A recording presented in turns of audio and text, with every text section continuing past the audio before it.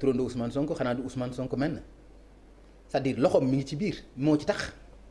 Pam Ngañ baal ma mais chaque fois nee naa la yow bu ñu la bëggee taxal dinañ la ci tudd xam nga ñoom encore une fois dama la waxoon sànq ci objectif yi ñu am ci seen ay objectif mooy tey boo demee Google nga tapé Ousmane Sonko son nom nekk lu liewu ak viol ak menace de mort seen objectif mooy seytaane waxul dëgg waaye yàq na xel seen objectif mooy waa ji donte kat boroom xam-xam la donte kat wax dëgg yàlla li muy wax ci politique ba mu dalee wax ba léegi lu mu wax du dañ donte kat ci wàllum politique amuñ fenn fuñ ko jaar donte kat bi mu nekkee inspecteur des impôts bi mu fa jógee ba léegi mënuñ koo jiiñ fukki dërëm bu mu jël donte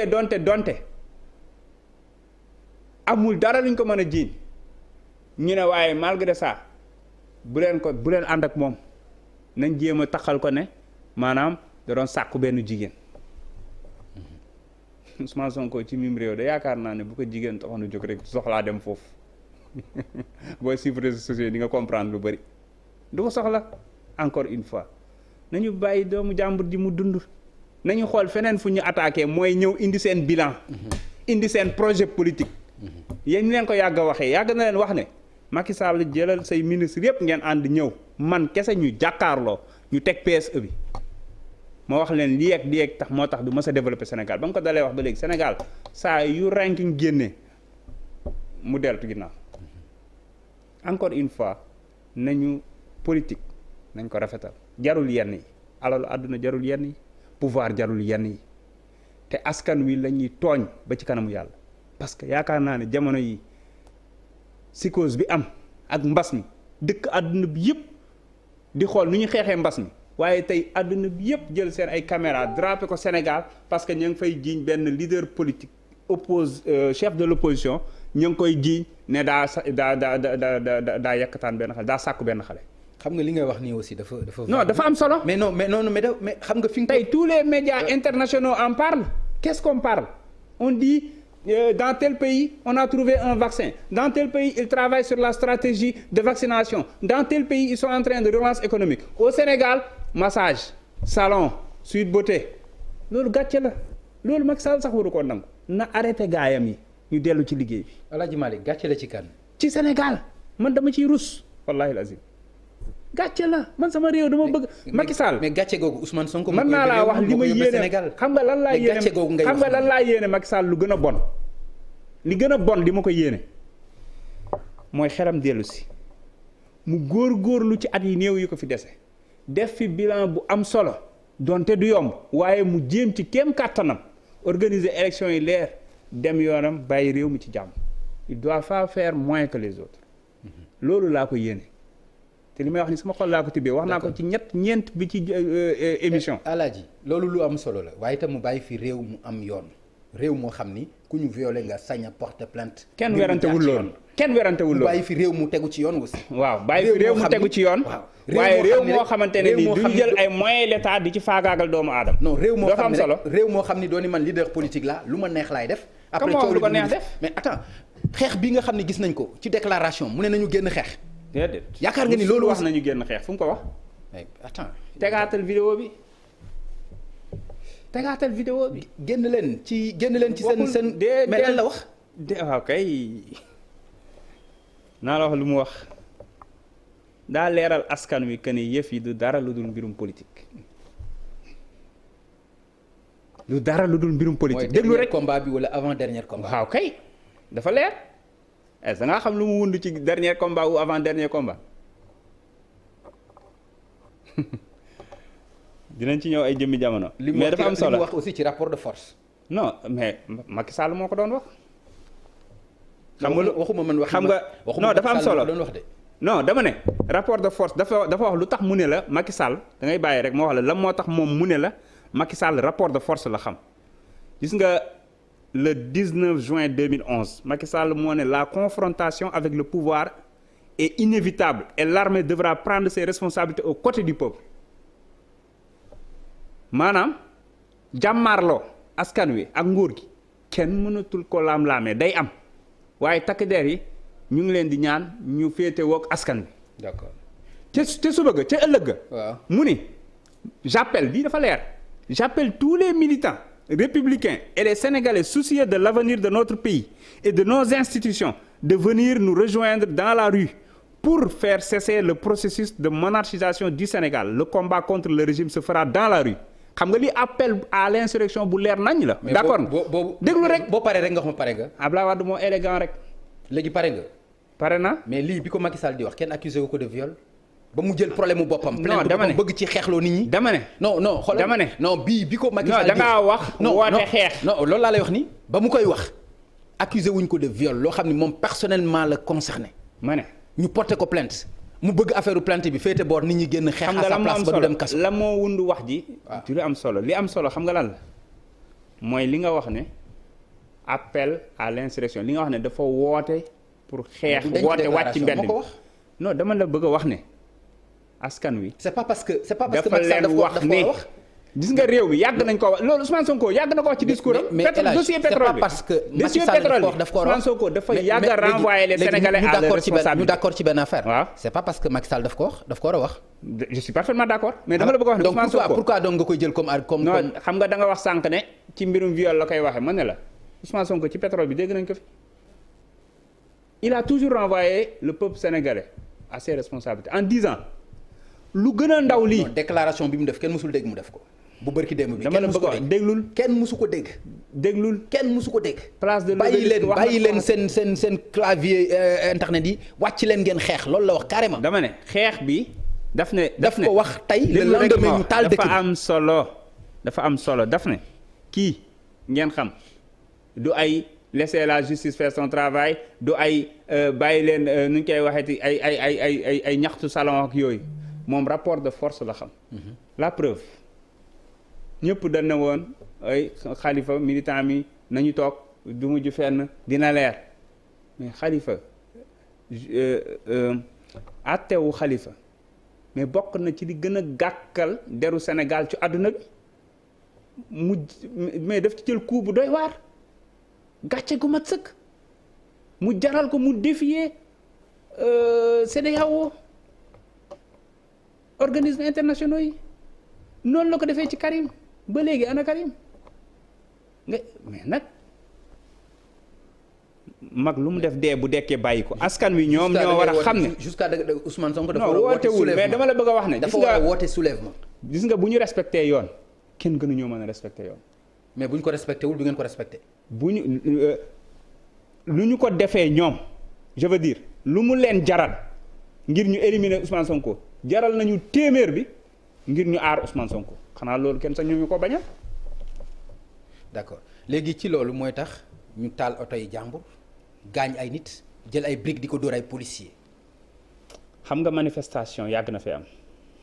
c'est-à-dire ci aar Ousmane Sonko nga wax de benn nit. non ban aar Ousmane Sonko. non yow yaa aar Sénégal ndax dañoo jàpp ne projet wu Pastef dama ni ci aar Ousmane Sonko. du aar ma ne moo tax ñuy taal oto yi jàmbur. xam nga quand je parle de la personne di dóor ay briques ay Sonko policiers. non dafa am solo li may wax nii projet la gis nga Ousmane Sonko yaakaar la kañ lañ gën a xam ñun fi ñu toll ci askan wi mooy bi lii amee ñun responsable sax amatuñu accès ci moom ndox suba ba guddi fu nekk la kilifa di jógee di ñëw suba ba guddi ñii nangu nañoo photo ñii nanguwuñ photo et cetera mais li fay ñëw suba ba guddi ñun ñi ngi dooraa xam waxuma la dara nag ñi nga xam ne macha allah xeetu lu nekk laa lay waxal nii ci ay conseil ñii di ñaan ñii di lu nekk askan wi laa lay waxal nii ñu ngi koy def ngir naqarlu mbir mi ñii di def ay live ñii donc loolu dafa am lu muy firndeel mooy ni ñu jar rëccee parce que Ousmane Sonko symbiose Dia ak Cheikh Anta la. non yow ñi ngay méngale leg la bokkuñu ñoo ko ëpp dayo fuuf. mais dama ne leg la c'est la continuité. leg la non boo dégloo di nga comprendre boo dégloo di nga comprendre. ok leg la. ñooñu dafa am lu ñu indi woon ci Sénégal te livre am bii muy joos. maanaam bii muy bind su ko génnee di nga comprendre li may wax. yaakaar boobu mu nekk askan wi xam ne kii waruñoo rëcc moo tax spontanément ñu jóg Ousmane Sonko mosoo dégg ci vidéo bi mu ne bu ngeen xëyee ñëw leen sama kër. d'accord mais mosoo ko dégg. d'accord nga ni yaakaar la est-ce que yaakaar loo ni tas na yaakaaru nit ñi. mukk ci comportement bii mu wone. ci violence askan wi woon de mooy. non ci violence. yaakaar nga yokk ban violence non violence verbale d'abord. ci violence ci gémmiñam ci déclaration le lendemain. nga gis acte bi nit ñi génn cité kër góor gi kenn amul foo mën a jaar dëkk bi castor partout. fépp foo jëm mu di ko taal manifestation de yàgg na ci Sénégal xëy na Macky Sall nag 2012 ba léegi mi ngi door a gis bu mel nii. non parce que daa laal fu mu warul laal. ci koo xam ni. daa laal fu mu warul laal plainte ci viol. daa laal non ci koo xamante ne nii dañoo jóg pour liquider ko. nay leer ni ngay waxee nay leer daa laal fu mu dafa laalaake ay bu ko laalee gis nga Papa Ngagne manifestation yàgg na am ci mim réew. yàgg na fi de. weddiwuma d'accord nga benn affaire. waaw 2012. dañoo rey fukki sénégalais ak ñeent. mais 2012 dañ ma porter plainte waa déglu rek. dañ ma porter plainte ci viol. sëñ bi duñu ko nangu génn leen ngeen xeex. mais loolu kenn mësu ko fi dégg ci àddina.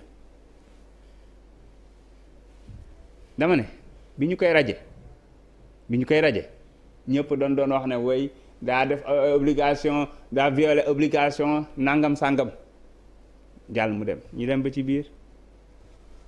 ñu gis ne violé wul dara jaay doole la ñu bàyyi mu jàll.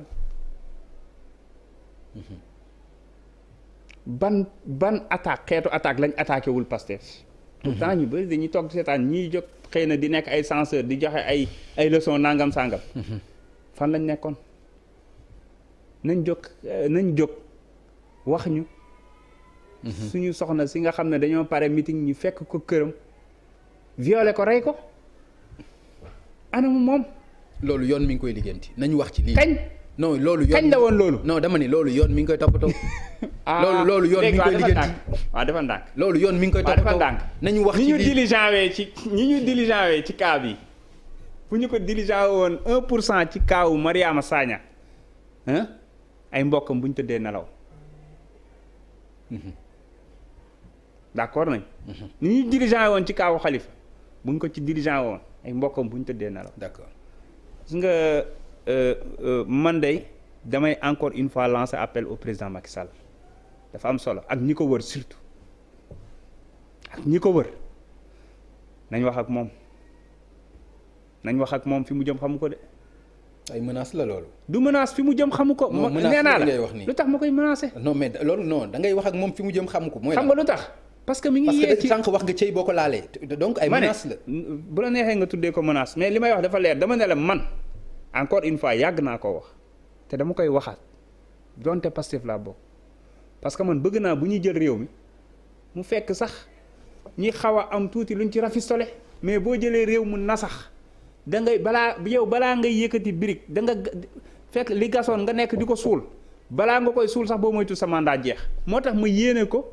mu rattrapé wu mu dabu li des ci mandat am te loolu pour mu dabu li des ci mandat am na génne ci xelam écarté mbër moo xam ne nee nga da ngay nekk roi de l'arène te doo jàkkaarloog mukk yow yaawu jaal ngay tànn wala gaynde mais doo jàkkaarloog mukk Modou Lo wala Bombardier wala Yékini loolu kenn xam ko moo tax ma ni wala bokk dafa bëgg a forcer troisième mandat bu fekkente ne kay moom jeexal na comme ni mu ko waxee woon mon second et dernier mandat waaye na góorgóorlu liggéey te moom moo ne bëgguma ñuy wax ci mandat parce que su ma ko waxee sama gars yi du ñu liggéey na góorgóorlu liggéey organiser ay élections yu transparentes que le meilleur gagne. d'accord ñu jàll ci leneen. El Hadj li ñu gis keroog est-ce que mën nañ koo méngale ak mën nañ ko jàppee jëfu patriote li ñu gis ci violence ci fitna. ñëpp xam na ne fii Sénégal.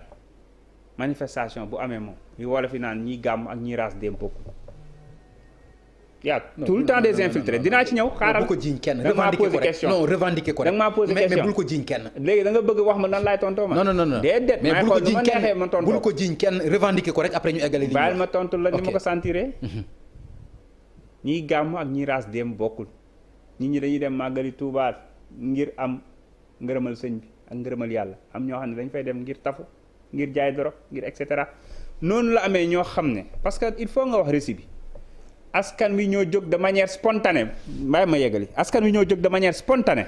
ñi Ousmane Sonko woo ñoo génn. ñi mu wax génn leen ñoo génn askan wi ñoo jóg de manière spontanée. Ousmane Sonko woo ñëw këram waxul kenn nga ñëw sama kër. askan wi ñoom ñoo xëy xam ne kii dañ koo war a aar te xëy na jour boobu bu ñëwul woon sax jour boobu lañ koy yóbbu ñu ñëw da nga yaakaar loolu ko dafa tere ñu pour te dire que les patriotes ont été exemplaires dinañ ko yóbbu bu ñu koy yóbbu tamit de ci yoon yu leer lay doon te Ousmane Sonko du dugg kaso dama ne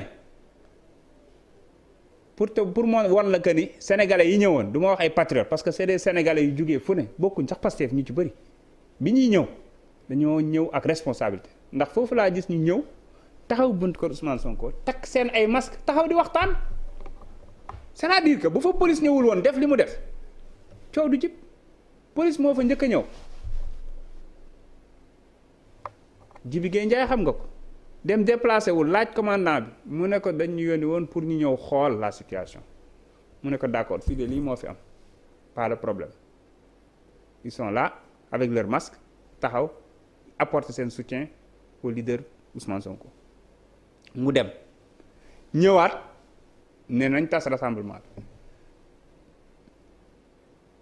nañ wax ak jeunes yi quoi ci liggéey ne ko waaye ma yéeg wax ak Ousmane wàcc wax ak jeunes yi commandant mi ne ko 5 minutes laa la may ji bi ngay yéeg le temps que Ousmane di wàcc ñu dóor lacrymogène loolu lan lay niroon yëf yi nii la demee journaliste fi teewoon yëpp mën nañ la ko seedeel ndax ils ont interviewé Djibi Gueye mu ne fii ci jàmm ak teraanga la woote wu ñu benn manifestation woote wu ñu dara gis nga lii tàmm nañ ko fi instant bii nii nga yaakaar ne nekkuñu di waajal infiltrer ñu tas ay message vocal appeler à l'insurrection sol sax ay t-shirt Pastef solal ko ay nit parce que fii ñun amuñu marron du feu de marron du feu Pastef amu ko xaaral fii ñi fi am ay